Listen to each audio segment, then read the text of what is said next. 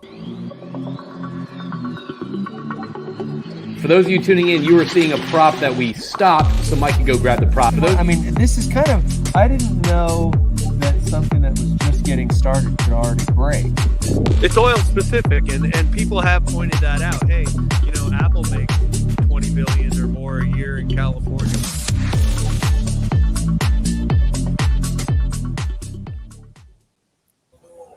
Man, I'll tell you one thing, Mike, that is a way to start your Monday morning off with some energy headlines tying in to energy discussions currently happening all across, not just America, California, but also the world. Hey, everyone tuning out there, thank you for tuning in Energy Facts Chats. We hope we can hear me today. I'm actually live streaming this from a Westside Tennis Club, so if it's really loud, sorry, it must be all the racket. Oh, I like that. Good morning. I'm glad you're playing tennis and not pickleball. Good move. Yeah. Well, okay. Well, for those that are tuning in, please go check out our YouTube channel. That's where we'll be doing these live. You can tie into all previous discussions that we had. And what's interesting, too, is these headlines that we are going over daily, they tie into a greater conversation that we've been having when it comes to energy, energy facts, and energy chats, and energy expectations, and energy life. All right? Yeah. Mike, I know, love it. Mike, real quick, I know you were out sending me some great clips and some great content this weekend in rainy San Diego. Actually, it wasn't sunny. So are you ready to hit the headlines this morning? I'm ready. Yeah, I'm ready. And now I'm up in Oxnard, Ventura area. So on the road again, looking at some of our study sites. That sounds very made up. Oxnard, Ventura. All right, so where are we starting? Yeah. I think, you know, it was kind of a light. Yeah, I was looking for stuff over the weekend, looking for stuff today. It's not anything that exciting. You know, we've got California, of course, we talked about Friday, accusing big oil of covering up the climate change risks in a lawsuit. I want to pause on that, Mike, real quick. You sent me a great video this week, and you were kind of standing in front of the five, as we call it, as locals call it, in California, and it was raining, very opposite weather than we're used to. It was cold. Opposite weather than we're used to, and not only that, you were standing there, and pretty much you said, like, hey, look, 95% of these cars is what Californians use to go to work, to travel, to take their families here and there, and now we're taxing, you know, what every single one of these cars runs on. What is that going to mean for the consumer, do you feel like? It's going to mean higher prices. We're pushing $6 a gallon already.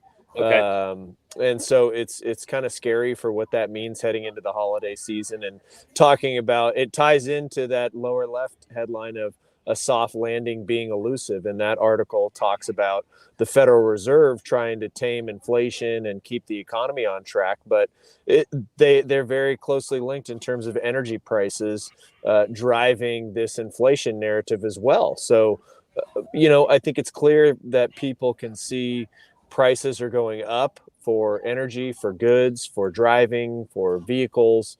And it's a problem that can be dealt with in a more sustainable manner, I would say. It seems to me that this, and obviously, you know, I did not stay at a Motel 8 last night, so cannot speak clearly on legal terms, but it seems like this whole, like, what did it say here? It said, at a stage, it said, you know, civil action seeks damages to help mitigate costs of global warming caused by fossil fuels.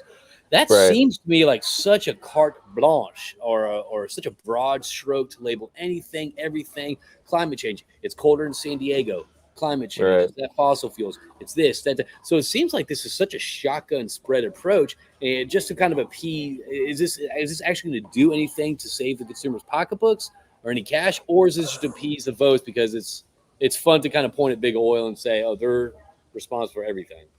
Yeah, I think it's a PR campaign against big oil, and I think right now you're going to see $100 oil. We're $5 away from it, $8 away on WTI. It's happening. So now that's going to open up the conversation for them to say, look at their record profits. They're price gouging you. You know, don't worry about the taxes we're putting on this product. It's these big dirty oil companies that are damaging the climate, are making record profits, and you should fight back. But people are only able to take so much. You can't just expect people to buy a new vehicle or a new EV when they don't have the infrastructure to do it. All the things we talk about. But to answer your question, I think it's a PR campaign that is misguided, because how can the state that consumes more jet fuel than any other state make this claim? How can the state that consumes number 2 in gasoline to Texas make this claim that somehow just the producer is responsible? Well, Yeah. isn't every aren't you basically saying every vehicle we're driving is responsible for this? Because that's where the emissions happen, at the tailpipe in the refinery. But that's the thing. Mostly. It's like going after McDonald's, and I'm sure this happened before. It's going after McDonald's because of my body mass index or my heart Yeah. or anything like that. It's Now, funny you mentioned McDonald's. No. Hold on. That being said, McDonald's is consumed by everyone every single day. 95% of the population every single day, but yet we're going after McDonald's. It's kind of the same thing. It's like, Yeah. I hate being this way, but man, that's check your energy privilege and pull back. Everyone is kind of in this fossil fuel dependent cogwheel. It's called society. So that's kind of my sense. Yeah. Yeah, and that's a good segue. The McDonald's segue. It's funny you mentioned that, because there was a editorial piece in the Wall Street Journal today about, California is mandating a $20 minimum wage for McDonald's and fast food workers. Well, who does that impact? That impacts low-income folks or folks that are high income that just love junk food, that are trying to feed their families, and it's the cost is passed along to those consumers. So it's, yeah, I don't know what to say. I think we just have to see where this plays out in the political theater. Bro, I'll tell you one thing. The next year in Energy Fact Checks is going to be insane. It's an election year. You got oil creeping up $100 bill, triple digits. You have the strike going on. Talk to me about this the strike that's going. The battle over electric vehicles is central to auto strike. What's going on with this whole auto strike and EVs and all that stuff, Mike? You seem to be kind of cued in on this. Yeah. So and the Tesla article is very much related on their partnership potentially with Saudi. But what's happening is the auto workers are saying, hey, the manufacturing hubs for autos is shifting south to the southern states, South Carolina, Georgia, southern states that have friendlier labor laws. So the EV transition is hurting the workers first and foremost of these auto manufacturers, and that was a lot of what the article talked about. But tying it to the Tesla article and back to California, if you try to go buy a new vehicle right now, I heard someone at the playground, a mom at the playground, saying they just bought a $60,000 Kia.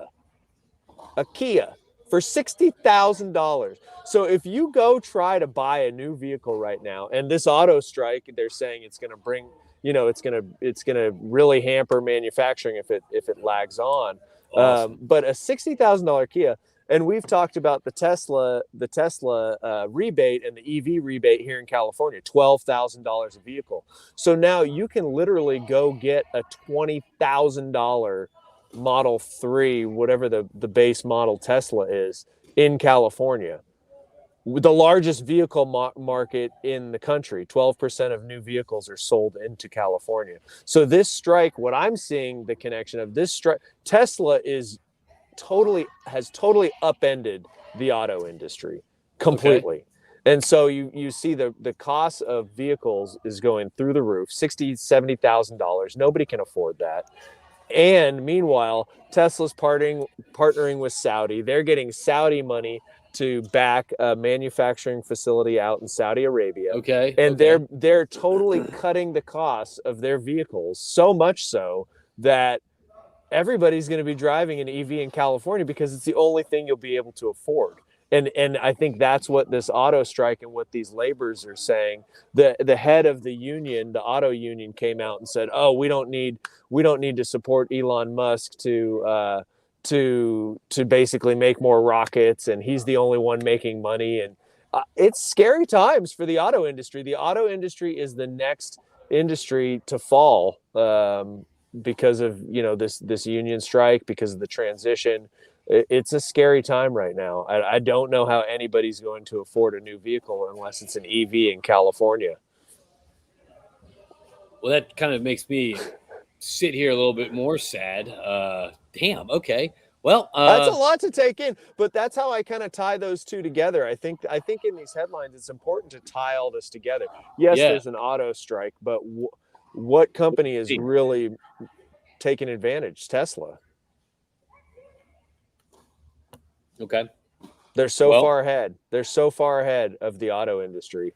So anyway, but that's what we saw today. So Hey, that's the Energy Fact Chat. Hey, just because it's not hard-hitting news doesn't mean it's not important news. And we're going to see how this plays out.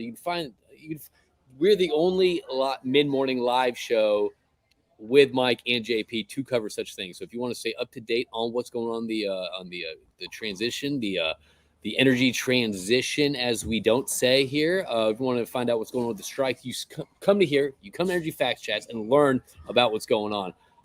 Mike, I'm going to leave you with a fun fact that my townhome in Houston electric bill this month was, yes, $3 to $350, $4 to $450, or $5 to $550, or D, higher. D higher. D higher. Yeah, it was higher. Higher. Yes. Oh, bad. But yeah. Oh, it's horrible, bro. I saw that. I was like, See, that's how we're being conditioned to just take it and like it. I know. My wife's like, is there anything we can do? I was like, yeah, tune in Energy Facts Chats and start talking to people. Like, that's the only thing you can do right now, baby. Dang, I love it's it. tough right I now. love it. So, all right, buddy. Well, hey, get on the road. What do you got going on today? Oh, I'm heading over to our site, our study site up here. We haven't had any emissions. This is the Upstream small oil producer, producing it very cleanly, very sufficiently, very sustainably for the people of California. If we can get more permits, we can do more of it. I love it. All right, Mike. Well, stay safe out there. Keep spreading the energy gospel, if you will. And I guess we'll talk to everyone tomorrow. Yeah, it'll be tomorrow. See you All right, tomorrow. bro. Safe travels, dude. Thank you for everyone tuning in, and we'll see y'all soon. For those of you tuning in, you were seeing a prop that we stopped so Mike could go grab the prop. I mean, this is kind of, I didn't know that something that was just getting started could already break. It's oil specific, and people have pointed that out. Hey,